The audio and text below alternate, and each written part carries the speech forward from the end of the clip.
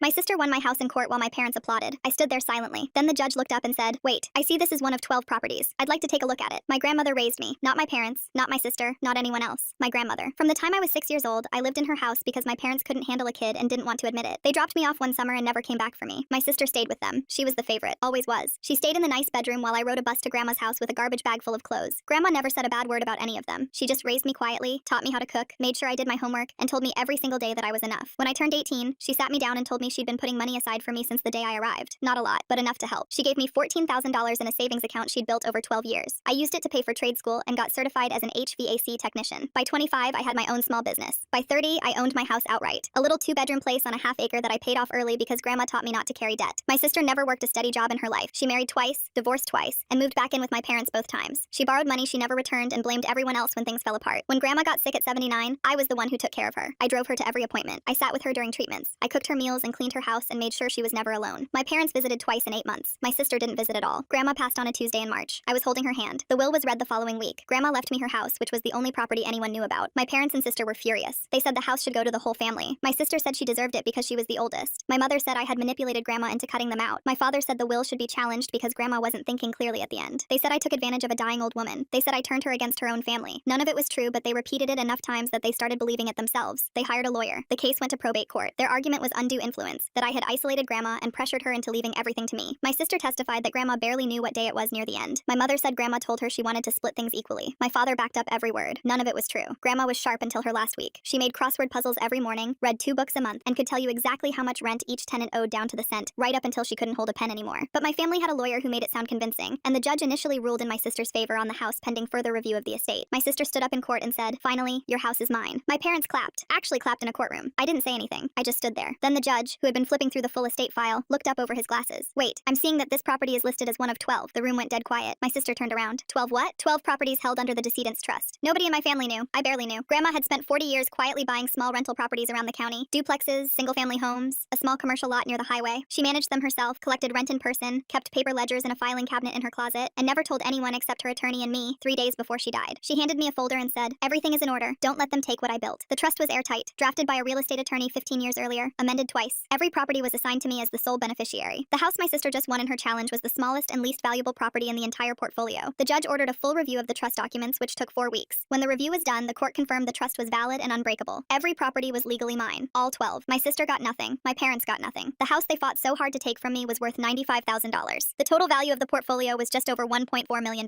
My sister called me the night the ruling came down. "You knew, Grandma told me, and you just let us go through all that? You chose to fight me in court over a house you never once visited while she was alive." She hung up.